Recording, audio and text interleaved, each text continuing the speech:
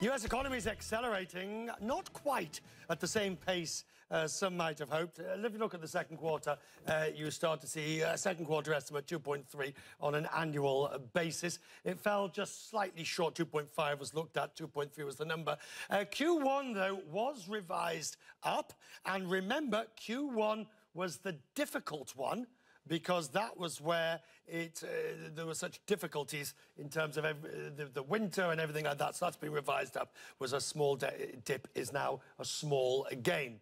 Investors think the figures are good enough for the Fed, and they are still expecting a rate rise. That could explain, remember, the number on the GDP comes out early, and that's why we saw a very sharp fall at the open of the market. But as the day progressed, there was even one or two moments of green, and the market closed just off 5 and change on a flat day. Janet Yellen, the chair of the Fed, said on Wednesday there must be further improvements in the job market. That's the key phrase, further improvement in the job market. 6 words before the Fed makes its move on rates. CNN Money's Paul LaMonica. Paul. Thank you, sir. Welcome back. Thank you very much. Now, what do we make of this 2.3 number? Is this the sort of number that pushes the button towards September or takes us further away?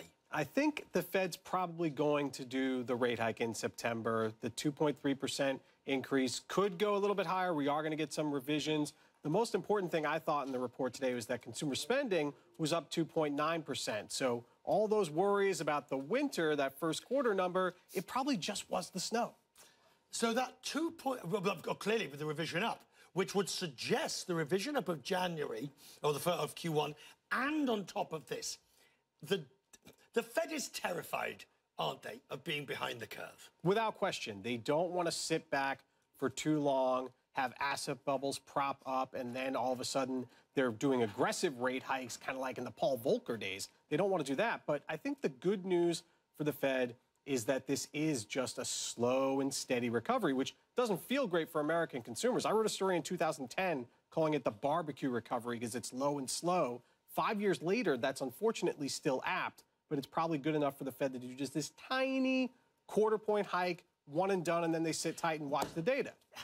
The first rise, you end up sitting in that chair the next week saying, when do they do the next? We're all going to be doing that, but I don't think they have made a really good point that they're not going to be like Greenspan and Bernanke. It's not going to be quarter point every single meeting. They're going to take some pauses. We'll take a pause from you, sir. Thank you.